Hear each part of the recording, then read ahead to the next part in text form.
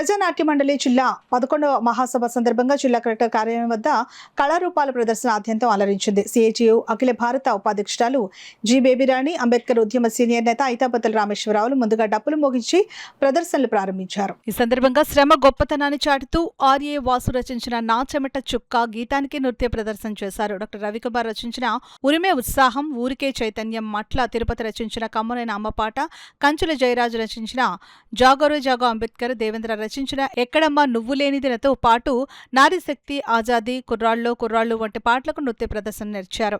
అదేవిధంగా వివిధ జానపద నృత్యాలు ఒకచోట కూర్చి సొందరయ్య కదంబం ప్రదర్శించారు. మాధవపట్నం తోలుబొమ్మలాట కళాకారులు తోలుబొమ్మలాట కళను ప్రదర్శన చేసి ఆకట్టుకున్నారు. అంబేద్కర్ ఉద్యమ నేత సుధీర్ అభ్యుదయ గీతాలు ఆలపించారు. పలివెల వీరబాబు రేలా రేలా, ఎవరిదిరా ఎక్కువ కులం గీతాలు ఆలపించారు. ఈ సందర్భంగా ఐతాపతుల రామేశ్వరరావు, జేఏసీ మాజీ చైర్మన్ బూరిగా ఆశీర్వాదం, యూటీఎఫ్ రాష్ట్ర కార్యదర్శి జి ప్రభాకర్ వర్మ, సామాజిక సాధన సమితి అధ్యక్షురాలు డాక్టర్ భానుమతి, పెన్షనర్ల సంఘం రాష్ట్ర ప్రధాన కార్యదర్శి కె సత్యరాజు తదితరులు మాట్లాడుతూ ప్రజా కళలో గొప్పతనాన్ని వివరించారు. ప్రజానాట్య మండలి అభివృద్ధికి అభ్యుదయవాదులు అండగా నిలబడాలని, ప్రజాకళలు వర్ధిల్లాలని ఆకాంక్షించారు.